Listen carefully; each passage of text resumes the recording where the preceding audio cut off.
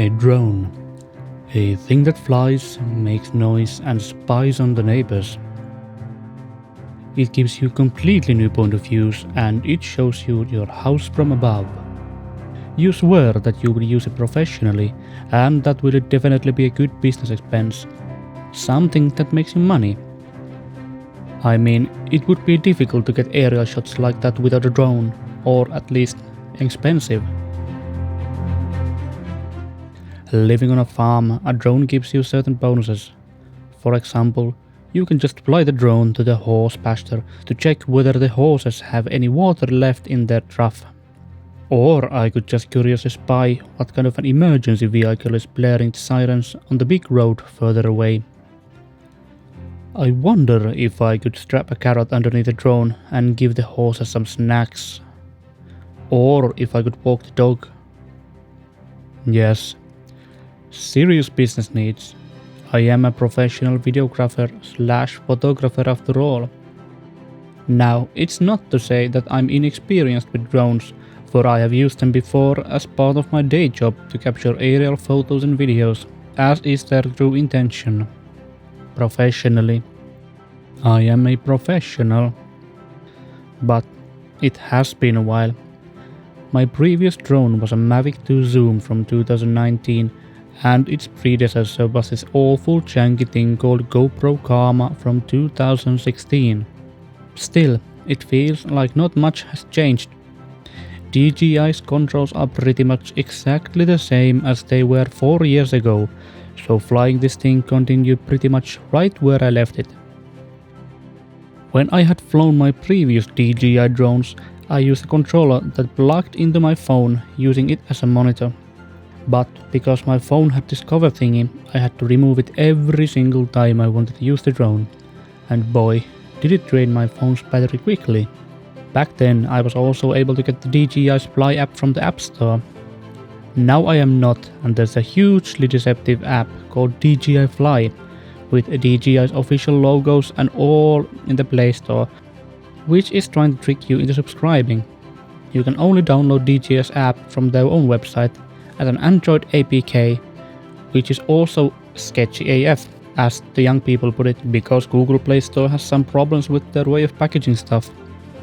Mozilla Foundation, the creators of Firefox, have raised some suspicion on DJI's data usage and how much data it actually hoards. The app is suspicious, to say the least.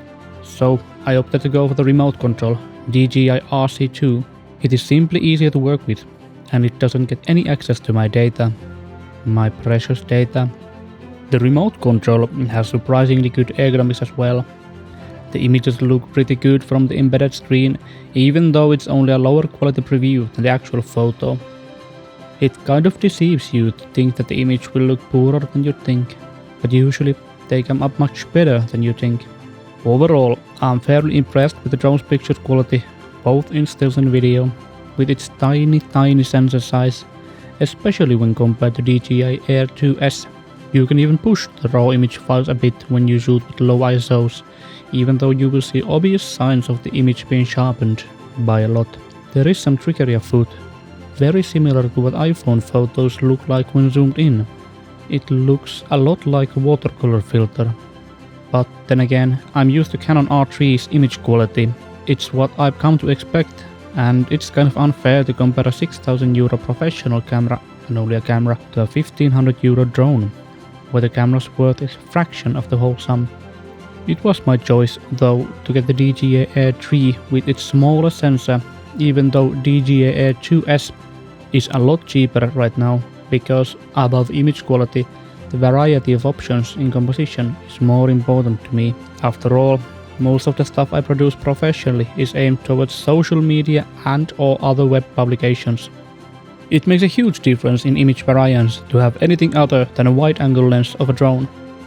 It's almost always a wide angle, which, while it works, gets kind of boring after a while.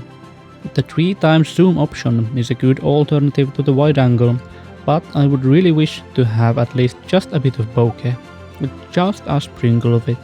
But, alas, the small sensor size does not allow this. Should I need better bokeh, I would go for the DJI Mavic 3 Pro Cine. If that is I would have the business case for a €5,000 drone, which I don't. Return of investment would be pretty low.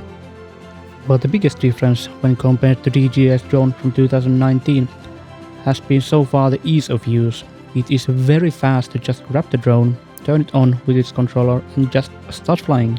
The threshold to fly is wonderfully tiny with the RC2 controller, and simply that alone makes a difference between having the shot or not having the shot. It's a huge thing for me, a busy person with busy professional business stuff going on. Professional business. The battery life of the drone is also a huge step forwards. In the time I've shot with the drone, it lasts easily close to 40 minutes in one charge, and that's a huge step up from my previous experience of 20 minutes or less. One thing I really struggle with is the auto exposure of the drone. It is way too quick to change its lighting settings, and it seems to favor overexposuring the image by a lot. I wish there was a setting to limit the auto exposure speed. For now, I'll have to stick to using the auto exposure lock and adjusting the EV setting manually as I go. It's good for a sunny day, but on an overcast day, when clouds keep rolling over the sun while revealing it bit by bit, the exposure varies by a lot. I'm very happy with the slow speed for the cinema mode, which gives me truly cinematic dollies, trucks, pans and whatever cinematic glossary I could throw at the script I'm reading right now. Boom! See, that was a pun. A very funny one, I can assure you. It's just that the fun goes to another school. You wouldn't know her. What goes for the included pre-programmed flight thing is, I really can't say anything specific about them. They are okay, but I don't feel like they offer me anything extra. I like to be control of my own art. Besides, they can be a bit janky at times. In the fly kit that I purchased, there was one extremely pleasant surprise. The carry bag of the drone. I'm kind of a slut for camera bags, so I've owned, tried and suffered many. But this one's build quality is pretty awesome and the bag feels surprisingly ergonomic. The bag is extremely good, I must add. And trust me, the camera bag slut. But drones, you see, drones, they are okay too. Even though I would like to claim that the drone will mostly see use in my daily work, but I'm going to have to guess that it will be 50-50 of doing actual work and checking the water level of the roof at our house's basement. It's just that easy to get going. Let's hope I won't start overusing the wide-angle drone videos, trying to pretend that the moment is epic even though it's just some Finnish forest. Yes, just like that.